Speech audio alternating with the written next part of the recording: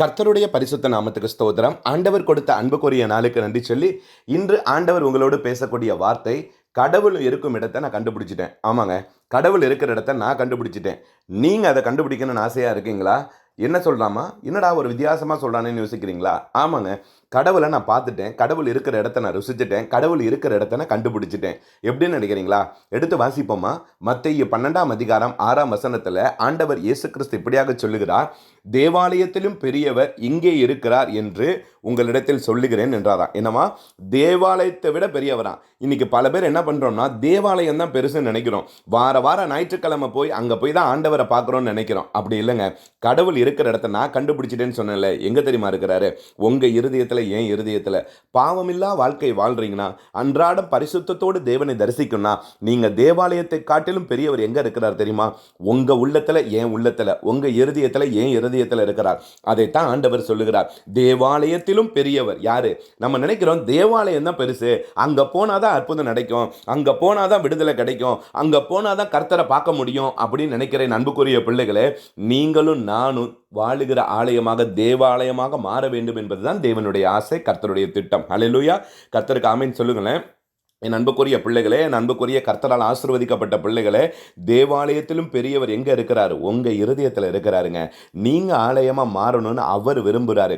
இன்னைக்கு பல பேர் ஞாயிற்றுக்கிழமை கடவுளை பார்க்க போறேன்னு போயிட்டு அன்னைக்கு கடவுளை ஆலயத்திலே விட்டுட்டு வந்துடுவீங்க. ஆனா ஆண்டவர் உங்க பின்னாலேயே வரார். உங்க பயணத்துல வராரு, உங்க வேலையில வராரு, உங்க குடும்பத்துல வராரு, நீங்க வேலை செய்கிற இடத்துல வராரு, உங்க சமையல் கட்டுல வராரு. உங்களோடையே அவர் இந்நாளும் இருக்கிறார். நீங்க தான் அவரை பார்க்க மாட்டேங்கிறீங்க.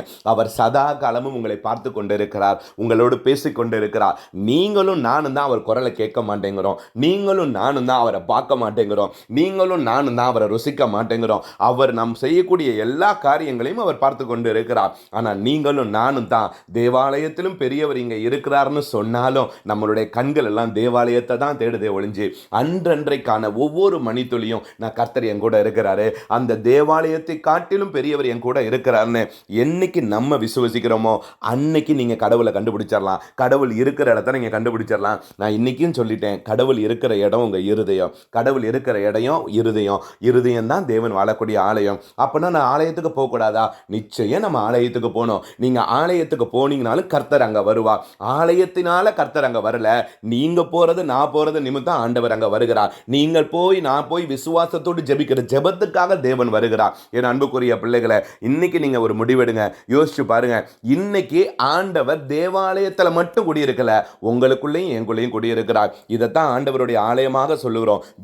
தேவாலயத்திலும் பெரியவர் இங்க இருக்கிறார்னு என்னன்னா, நீங்க ஆலயத்துக்கு போறதுனால அவர் அங்கே வாசம் செய்கிறார். நம்ம எல்லாரும் துதிப்பதன் மூலமாக அவர் அங்கே வாசம் செய்கிறார். என் அன்புக்குரிய பிள்ளைகளே, கர்த்தரால் ஆசீர்வதிக்கப்பட்ட பிள்ளைகளே, நீங்க எல்லாரும் இன்னைக்கு ஒன்னே ஒன்று விசுவசிங்க. கடவுள் இருக்கிற இடம் எங்க? உங்க இருதயம் தாங்க. நம்பிக்கையோடு அடி எடுத்து வைங்க. தேவனுடைய ஆலயமாக மாறுங்க. ஆமேன், ஆமேன், ஆமேன்.